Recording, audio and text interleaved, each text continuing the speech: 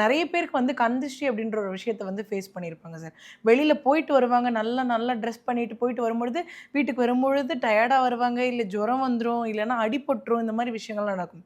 So இந்த கந்திஷ்டிலேருந்து நம்ம விலகி வரணும் அப்படின்னா, என்ன மாதிரியான சிம்பிள்ஸ் நமக்கு ஹெல்ப் பண்ணும் சார்? அத எப்படி நம்ம யூஸ் பண்ணணும்? பொதுவாவே ஆமா. இது எல்லாருக்கும் உண்டான ஒரு ம். சப்ஜெக்ட் தான். இதுல ம். தப்பிச்ச ஆளுங்கன்றது ரொம்ப கிடையவே குறைவு. கிடையாது. எனக்கு எல் தெரிஞ்சு யாரா இருந்தாலும் நல்லபடியா போயிட்டு வந்தாங்க அப்படின்னா, திரும்பி வரும்போது ஏதோ ஒரு சின்ன மனக்கசப்போட தான் வர மாதிரி ஆகுது. இது இயற்கை. இது வந்து ம். இன்னைக்கு உலகம் எவ்வளோதான் வளர்ந்தாலுமே, இதுவும் ஒரு பக்கம் வளர்ந்துகிட்டு தான் இருக்கு. சரி. இதுக்கு என்ன பண்ணலாம் அப்புட்ன்னா, 2 கண்ணு உள்ள மாதிரி இப்ப நீங்க ம். பார்த்தீங்கன்னா, நம்ம பாண்டிச்சேரியில மதர் ஆசிரமத்தில பார்த்தீங்கன்னா, அந்த 2 கண்ண ஆமா. மட்டும் குடுப்பாங்க. ம்.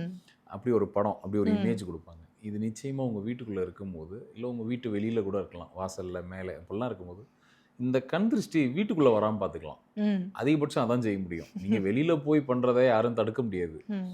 அந்த பாதிப்பு உங்க உடம்புல பெருசா எதுவும் தொந்தரவு குடுக்காத அளவுக்கு, உங்க கர்மாவ அசைச்சு பார்க்காத அளவுக்கு, அத வந்து நம்ம பாதுகாப்பா வச்சுக்கலாம். ம். ஸோ இந்த 2 கண் இருக்கிற மாரியான சிம்பல். அதே மாரி சரபேஸ்வரரோட படத்த ஏதோ ஒரு செல்ஃபோன்லயோ, இல்ல ஒரு உங்களோட கம்ப்யூட்டர்லயோ, டெஸ்க்டாப்லயோ அடிக்கடி பார்க்கும்போது, இந்த கண் திருஷ்டி பத்தி பெருசா பயப்பட வேண்டாம். ம். அது உங்கள ஒண்ணும் பண்ணாது.